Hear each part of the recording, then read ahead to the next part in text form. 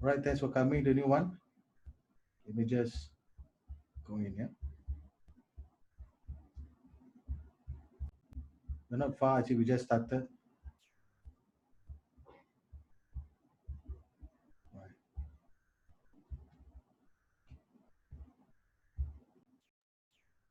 Can you see the slide number 5 now? Number. It takes time to bear fruits. Can I have some response, please?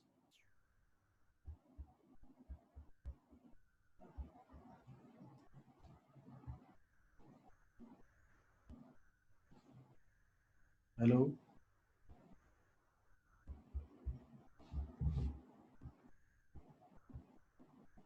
Yeah. All right. Thanks, Duan. Okay, let's get going.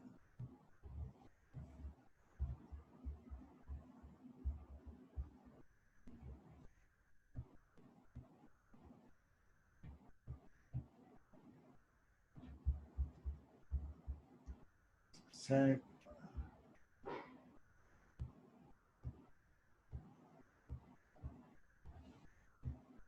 All right. Let me just continue. So, so because of that, this is why we need a fast coaching. And now let's go into innovation. What is innovation? Yeah. So there are two definitions of innovation. One that I like the most, which I think reflecting what is very current today about what is innovation. This is for Clayton Christensen. Innovation is about a change in labor, capital, materials, and information, yeah, into products and services of greater value. Yeah. In other words, innovation is about putting all this and making what we call a value creation for the organization, whether you are a startup, whether you are a corporate organization, whether you're SME, whether you're doing services or whether you're doing um, products, hard product, soft products, software, hardware, medical, healthcare. In other words, you're putting all this into greater value. Yeah. So this is an important definition because this is will determine what kind of innovation you want to do. And let's take for example, this is an approach from IDEO. Innovation look at the three angle. Number one is what we call desirability. Is there a need or not? Is there a need for it? Yeah. Mostly desire come from a customer, from human. And is it viable? Is it viable? Is it easy to do or is it really difficult to do? This is a concern. How to do it? Is it viable or not? Is it difficult or simple to do? And is it feasible or not? Feasible we call mostly on financial. Is it worth doing? Yeah. So the combination of this is what we call the sweet spot of innovation. Yeah. And this is very key to be understood because otherwise, if we're only focusing, and sometimes in organization we are focusing on only on desirability, it's a strong pain point, but it is not viable. It's very difficult to do. For example, banking, the last few years moving into fintech, that's a big what you call project to do. And in one bank, you probably have more than 20 or 30 types of fintech. Yeah? So it's not viable to go at one go. You must go slowly. And is it feasible or not? There's too much money to be spent on IT, for example. Maybe you're putting it in the wrong resources over there. And the other one from Future London Academy is something I like as well. What is innovation? Innovation is a solution. It is a solution to a human need that can be commercialized. Yeah? This is closer to the activity of innovation. In other words, if you were to build an app, for example, and if this app solve a human need, for example, like during the MCO, PKP, Tenaga National app really become a major solution for a human need, in particularly in Malaysia to check their telephone bills. We've been doing things for TNB for quite a while now. Before this, the app is not so popular and no one knows, not many knows. Sometimes the staff also do not know that there's an app.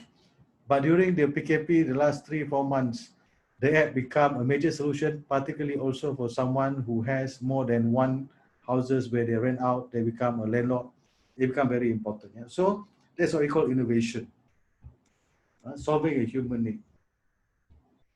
Now let's look into design thinking, what we are here for. So what is design thinking? There are a few definitions of design thinking. So design thinking is an iterative process to understand the user Challenge assumption. This is why I highlight here. Challenge to understand the user, challenge the assumption, and redefine problems.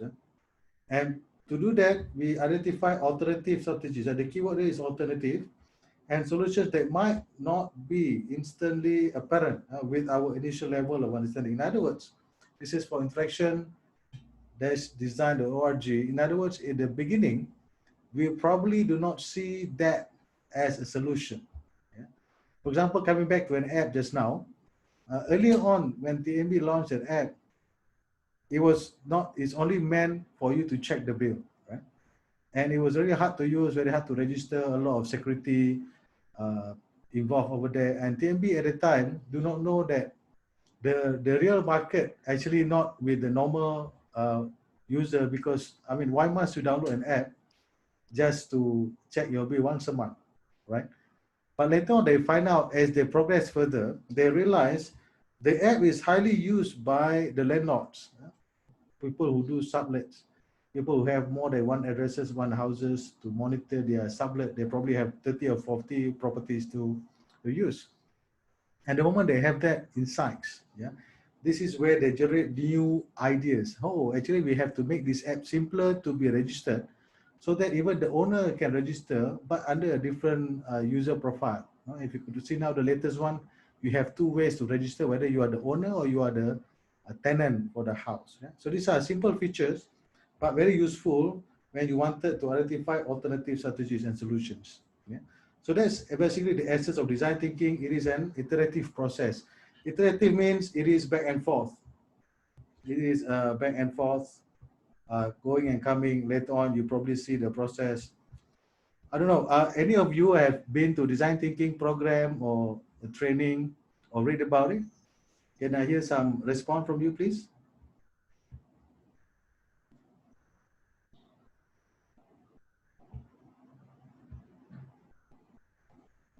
Good. All right. Nice. Duan. Okay. Right. Amen. Yes, Prof. Zaki. All right. Good. Later, maybe we can have more chat after this.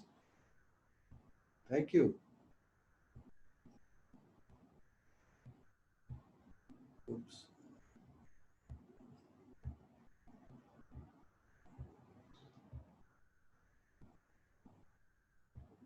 Okay. All right. Now let's get going. So basically, design thinking, there are many approaches. You could see on my screen, there are like what? 8 approaches at least. From design thinking approach, there are many around the world now. When we first started, there was only this school version, which is something that I graduated from this school program in 2013, and the rest, and also IDEO, of course, the one of the beginner, the pioneer in IDEO in design thinking approaches, and then we have a lot of others, from Frog. Frog is a design company, Google Ventures, Accenture, IBM, Darden University in Australia.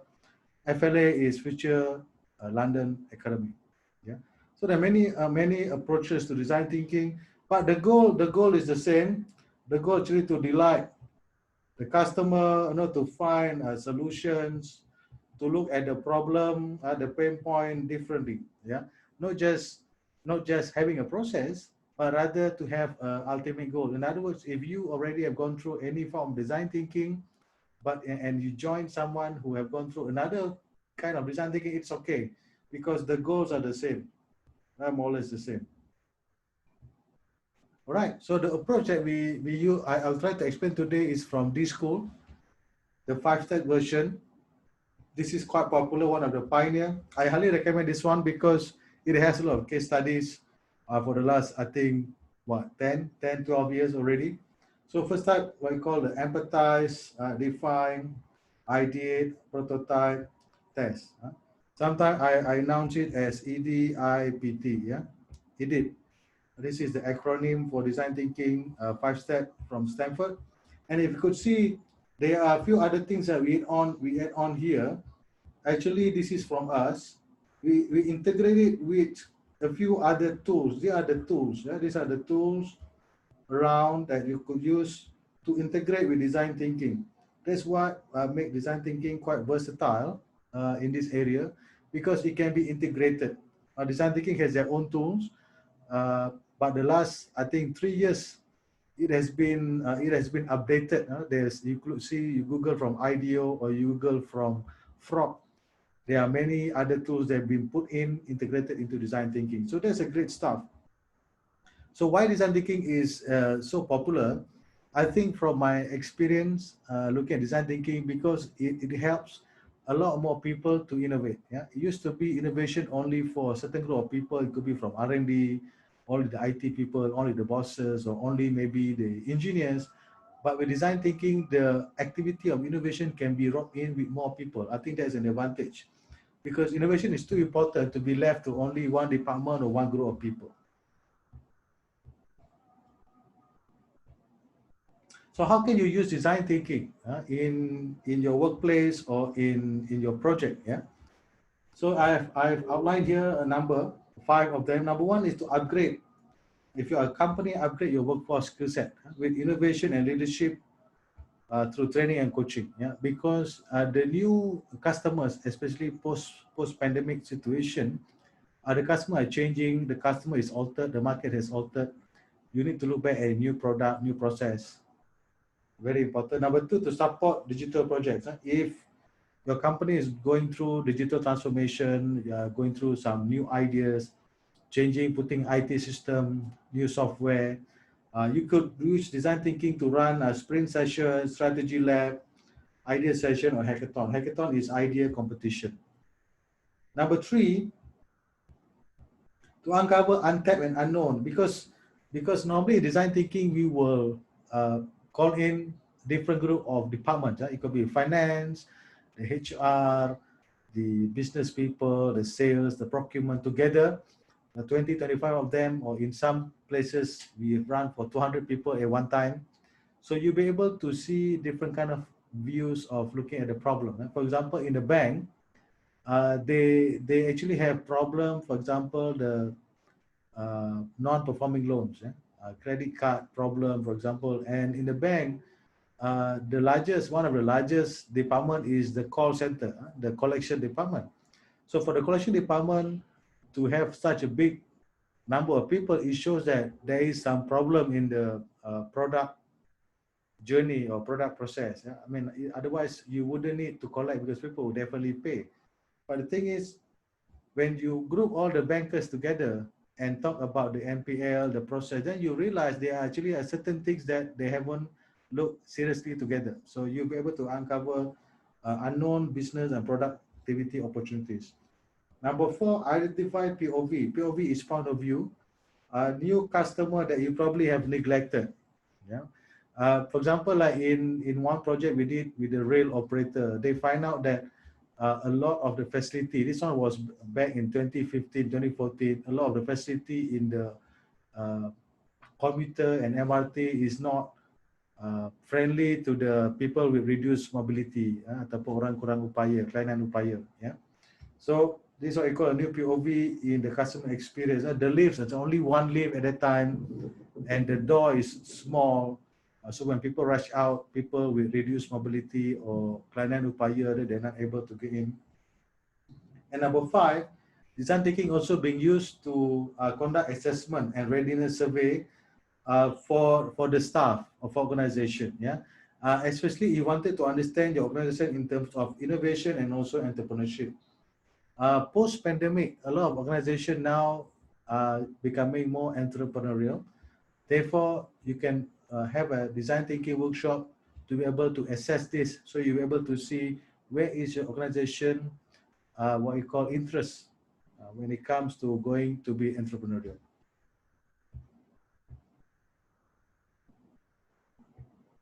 So let's go into deep dive into the design thinking 5 steps. I'll give you a brief overview what it is. The first one is the step one, empathize. What is empathize? Basically, in empathize, I just want to summarize here, is where you look at the people you wanted to design for. You are looking at the people, and then you build empathy. Yeah, you watch them, and then you interact with them. So basically, what we do normally in the empathize stage, we will interview the people. We will talk to them.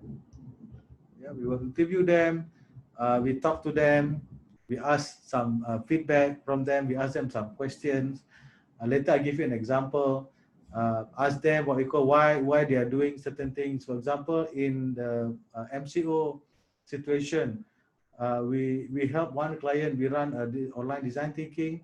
One of the issue was one of the problem they wanted to find out is do people still buy chocolate during MCO? It turns out people still buy, in fact, in a lot more quantity, chocolate, and this actually force the company to what we call provide delivery service, which they don't have before this.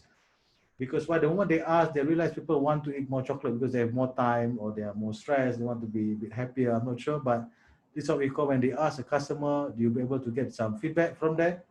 And these insights will lead to innovative solutions. Yeah. So we will interview, we will observe. This is another method. Yeah. Observe means you just see them.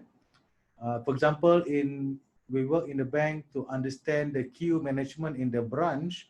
We will ask the innovators team to just observe what people do.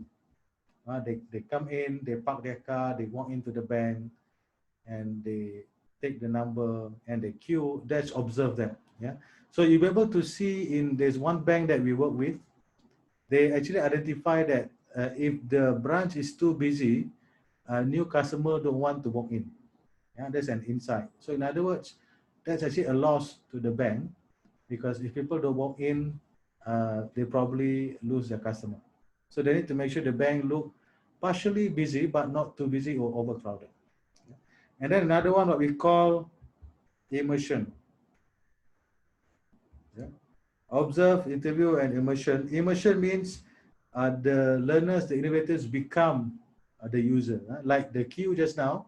So now we ask the innovators team to go to other branch and become the customer and go in the queue themselves, wait, and see all that. If the branch is overcrowded, then they will have to jot down what's the feeling like if the branch overcrowded. Yeah, so that's called immersion style of empathize. So there's the first step. So the moment once you get all these insights, then you go to define stage. Define stage where you, what we call you unpack. You unpack and synthesize your findings. All the information you get in the empathy stage before, you bring them and then you process them. So this is where you try to understand what exactly the problem you wanted to solve. Because at the time, in the define stage here, you will have like a lot of problems. Yeah, like for example, the bank just now, the bank situation, it could be a queue, it could be a parking problem, it could be the aircon problem, it could be the counter problem, it could be the customer service. There are many areas. Yeah, so this is the part where you wanted, you're focusing on the focusing. What are the problems? You already brought normally design thinking popular with the what you call the double diamond. What you call. So this is where you do the empathy. This is where you do the define. You wanted to focus on what is the problem you wanted to work on over here. And then the goal is for you to find out understanding, and not to find solutions yet. This is sometimes we make a too early judgment to find solutions. We understand the problem. Sorry, we gather the insights, then we jump into solutions. I think that's too early. So this is where design thinking give a little bit more time in the define stage for us to understand a little bit more what exactly the problem we wanted to solve. Yeah, because the more we understand the problem, as the saying goes, once the problem is well understood, it's half solved. So this is what we do in define. So we have generating insights. Now we have another one tool called empathy map. Say, do, think, feel. We have a 2x2 quadrant. There are many other ways. You can later look in the materials, but this is a summary of it. Good. And then we go to the third part. This is the easiest part. And I like the most because easy. Why I say it's easy because idea. The moment you understand in the empathy and then you define, in the ideation stage, you already know a lot of things. Yeah. In ideation stage, this is where you ideate a lot. I tend to disagree with some groups where they say, oh, I find it difficult to get ideas. But actually, ideation is easy. If you could see from the statement that we put here, right? Early on in empathy stage. Yeah, in empathy stage, if you notice in the empathy stage,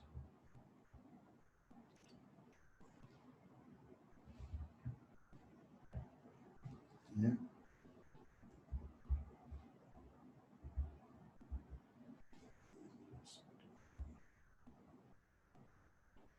in the empathy stage, we talk about, yeah, if you look at the empathy stage over here, you see that the focus is,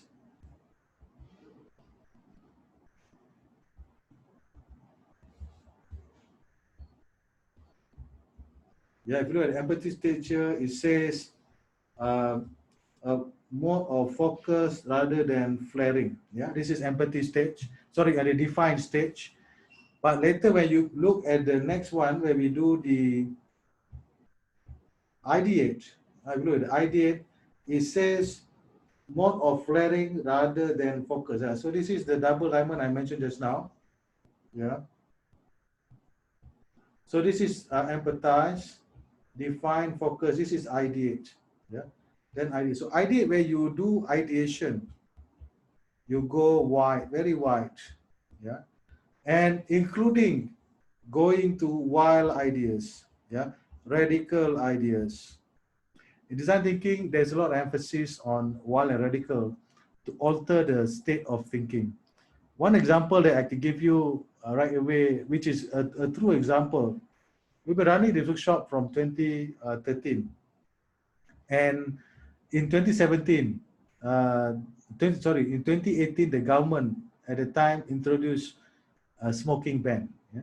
Nationwide smoking ban. But the idea of smoking ban has already been around from 2013 to 2017. But every time the idea came, people think, well, this is crazy ideas. No, you cannot do this. It's very difficult to do. But in 2018, the government of the day at that time introduced this radical idea. And it seems after 1 to 2 years, it's working. At least not 100%. My point is, there is such a possibility that sometime while a radical idea will be implemented. So once we do ideation, and then we do prototyping. Yeah? So prototyping means you turn your ideas just now that you ideate. Normally in ideation, we get them to draw ideas. So you turn your ideas, for example, this is the sticky note, you turn them into maybe something. For example, let's take the bank situation just now. They decided to build in what we call a mobile app or mobile feature to book their place. It's a booking app to book appointment to come to the bank, so the customer don't have to wait for so long. So this is what we call a prototyping. So the learners will build using paper, using cardboard, recyclable item, bottles, stuff like that. So later I show you one example. And prototyping is interesting part because it forces us to think carefully what exactly you wanted to build. Yeah, if you look at here, and the purpose of prototyping is not to find solution yet, is rather to explore even more, yeah? Even more, to get it out from your head into the physical world. This is the important part. So it can be anything. It could be a post-it note series of them. It could be role playing, a space, an object, or interface, or even a storyboarding. Yeah. So normally we are using storyboarding, role play, and also object. Build something, and then the prototype are more successful when the team, user, and others can experience. You can interact with them. Later I show you some example. You can take a look at them, and then test. Test is the final part. As we mentioned just now, the empathize, define, ideate, prototype test. Test normally they go out, talk to people, and the goal of testing is not to find solution yet, is to learning, particularly on the low fidelity prototype. If you build prototype for the first time, for example, the app just now for the bank booking app made of paper or cardboard, the goal is not to solve the problem yet, is to learn what else are we missing? What else did we do good? What else did we do right? What else did we do wrong? We need to improvise from there. So that's basically a recap of design thinking, the 5 steps. Right? Any question after this point? Anyone? The next one is the case experience. Before that, I can take any question, anyone?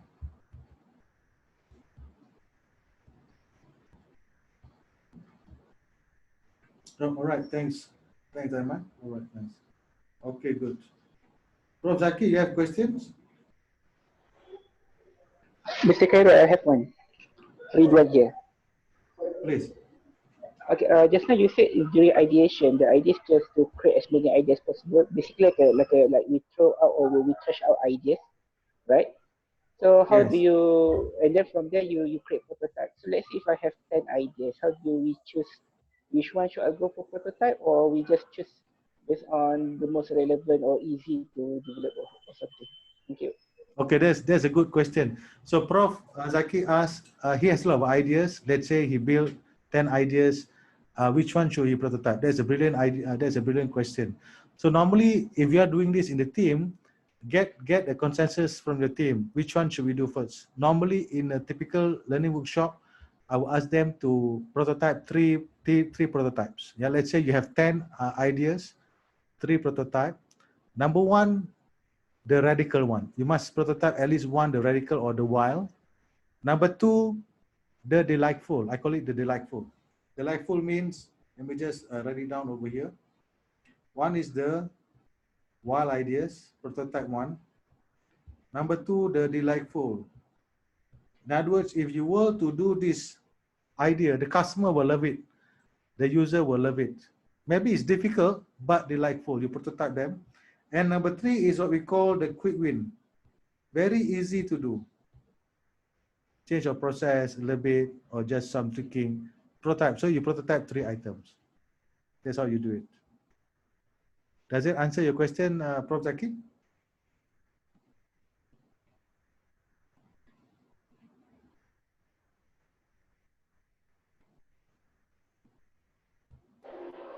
Yeah, thank you. All right. Okay. Thank you. All right. Now let's get going. So I want to share with you one case experience using design thinking model EDIPT, so that you could see the flow from the empathize to test just now. Right? Prof. Zaki, maybe you can mute your mic, please. All right. So the step one, this is where the empathize. We first start with a challenge. Yeah, in the empathize, we must have a challenge, or what we call a problem statement. Yeah? In the problem statement here, I give an example over here. Problem first, bankruptcies. Oops.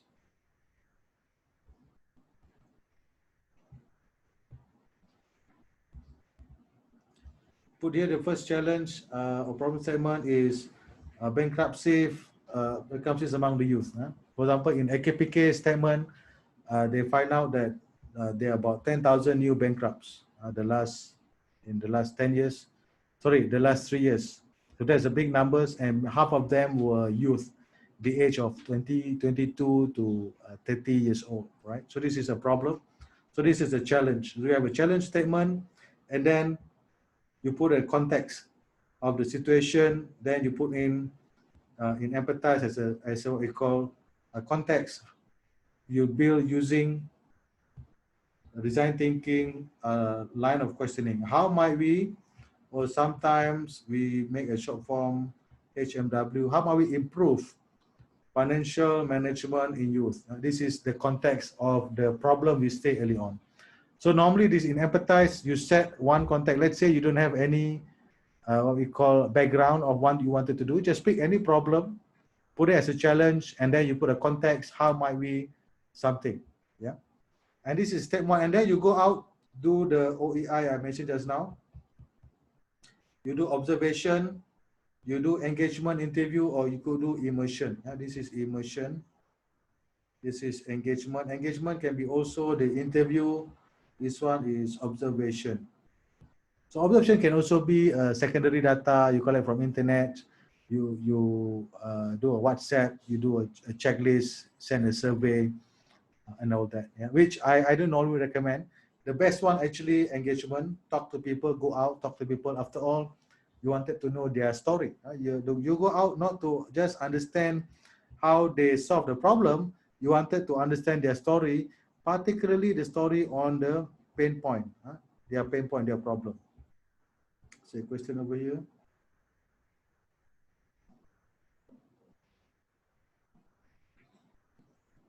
All right, sorry, no problem. Thanks for turning off the mic. All right. So basically, the goal for you to do empathize is to understand their story and to learn about their pain point. Pain point.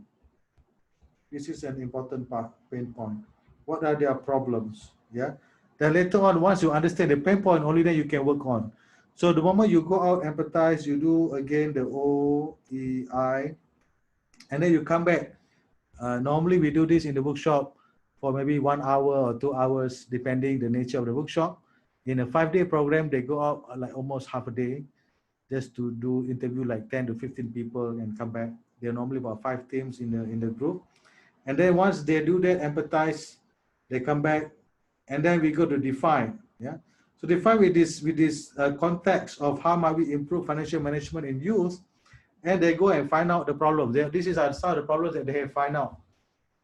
And then you could see the problems here. For example, youth has excessive liabilities. They have a lot of loans, a lot of hutang, and they had no experience in savings. Yeah, probably in the younger days when they were living with their parents, they are not taught to save money. Even if they are taught, they are save money only for themselves. They are not taught to save money for someone, yeah, or to buy something. Another one is misled trends from celebrity. I think the youth now very easily influenced by celebrity. So when they see celebrity donning new car, new house, new fashion, they were misled to do it. Easy access to loans. If a youth has a degree, they are qualified to loan easily for 30 to 50K, quite easily. So they use this loan for traveling, to buy stuff. Some of them go to MLM and all that. And number 5, they had no experience, financially broke. Yeah, they never had any financial difficulties, so they have no idea how it likes to feel that you don't have any more money to survive or to live your life. You know? So these are some of the problems. This is an actual project one of the team did. So I'm sharing with you what their findings from that topic just now. Topic was also real, and this is also the problem that they find out. So this is what we call in step 2, you define. So you generate more insights. You can even put it into what we call a quadrant, this 2x2 quadrant. What are some of the pertinent issue here? For example, one is you put here is maybe experience and then exposure. Yeah, this is a 2x2 quadrant. This is high, this is low, this is high, this is low. So you can plot the respondent using this, or you can also use what we call empathy map. Oopsie. You can use empathy map, say, do, think, feel, what are the respondent that you met, they talk about, and then you can just plug in over here, what do they do, what they feel about it. Yeah. And then once you do this at step 2, then you go to the step 3, before you go to step 3, this is what you call a POV just now. Just the end of the step 2, we have a POV. POV is point of view. And normally in POV, we will get them to draw. For example, this is the youth, a spa owner. You look very fashionable. This lady, her name is Ida. Her tagline is beauty is passion. You know, so when passion, they probably don't mind going broke. Hutang pun tak apa, they going broke, but they must show that beauty is their main priority. Yeah? So this is probably a misled understanding. So once you define, this is why later they ideate. Normally, they ideate using a sticky note. They will draw. You could see here, there are 8 ideas over here. This is another team, there are another 8 ideas. R means radical. So this is they did radical ideas. The one they take is the radical ideas. One of the idea, for example, in your wallet, there's a lot of this, like a chainsaw in your wallet. You have to take money, but No, you can't take money as you are willing. So these are what we call uh, radical ideas. Yeah? So in the prototyping, like what Prof. Zaki asked just now, then you prototype. Now, so once you prototype at least 3 prototype. One is you do the wild or radical prototype. Number 2 is delightful. Number 3 is a quick win for prototyping. Yeah. So these 3 prototypes, and you could see the methods they use: simple materials over here, a recycled item, the tape, the cardboard. This is a financial management app, fixed commitment, your income, all this. Yeah? But the app has been around. It's just that how do you want to build the app more effectively for the target users? And then after prototype is the test. So what they do go and testing. Yeah? This is before the PKP MCO. This one sometime in January this year. So they go out and talk to people. Yeah, this is the oops. So they go and talk to people, and so that they're able to get some insights. Yeah, this is the guy bring a prototype, get the user, get some feedback, and this is another guy. You know, he gave the respondent to try out the app, to try out the prototype, and then they learn to get feedback. Yes, that's about it. That's the EDIPT process. Any questions?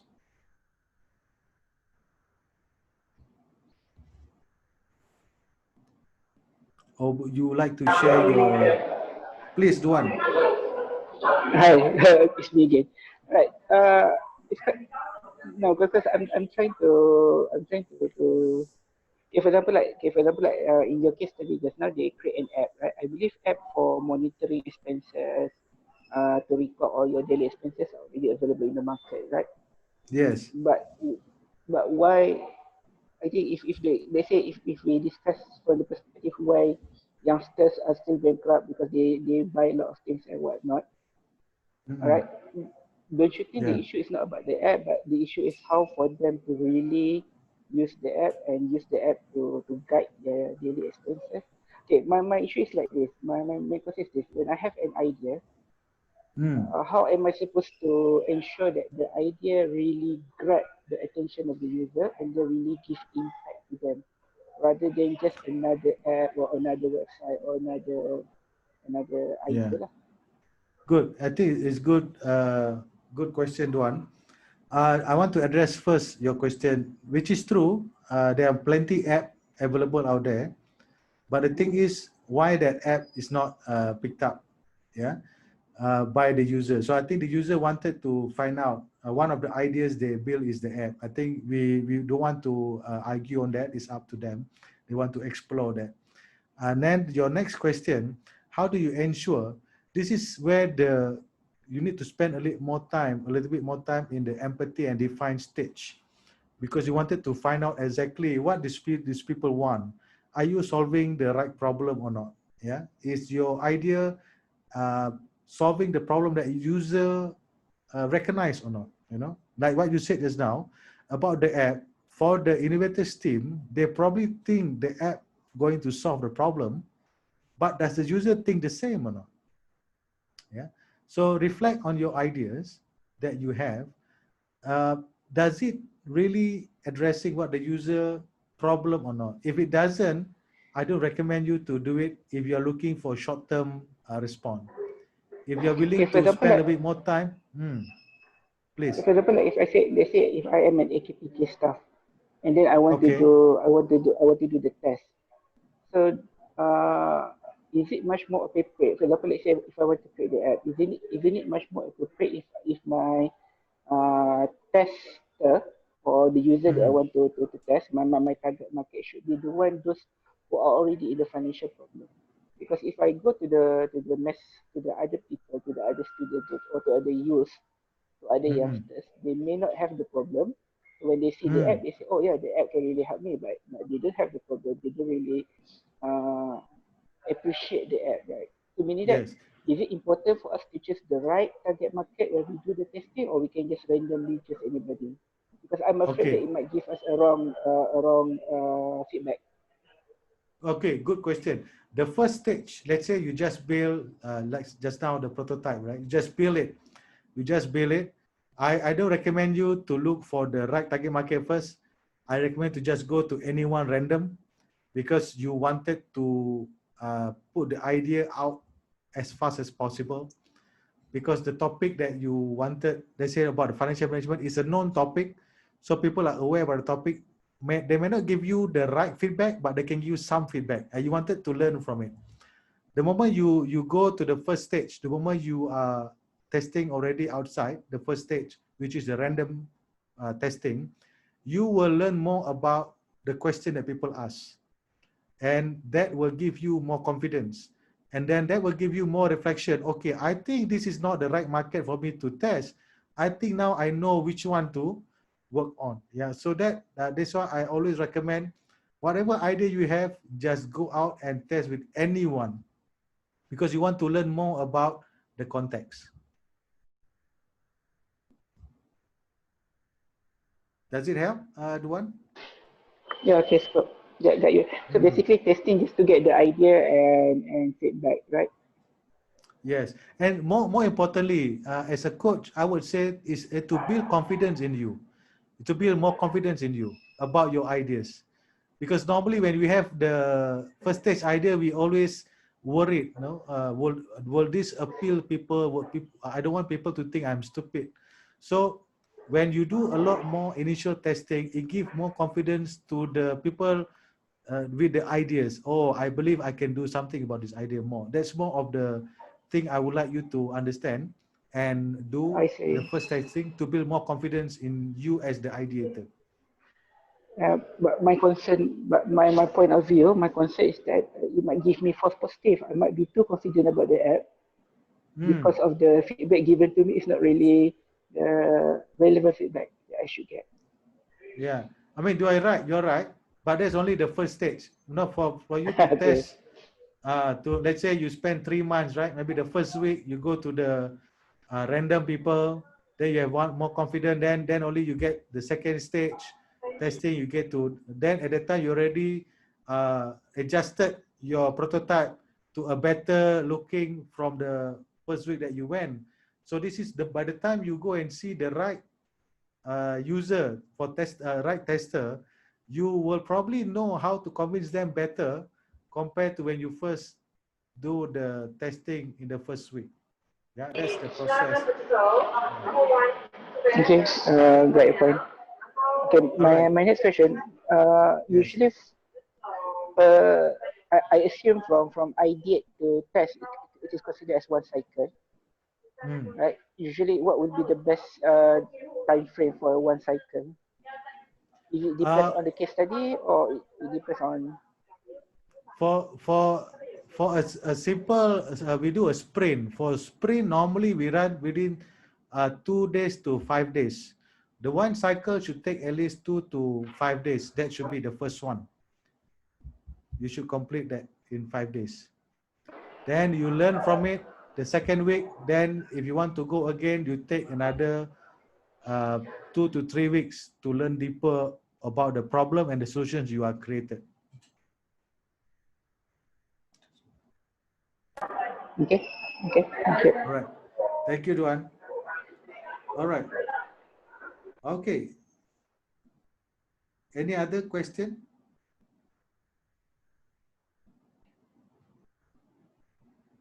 All right. Let me just move on. Okay. So before we end, I would like to show you a video from a chief design officer of Pepsi. Yeah? His name is Mauro Porcini. I really like this guy because he totally understands why we need to convince strategies, leaders to consider design thinking as part of their strategy and not just to be creative. Listen to this video.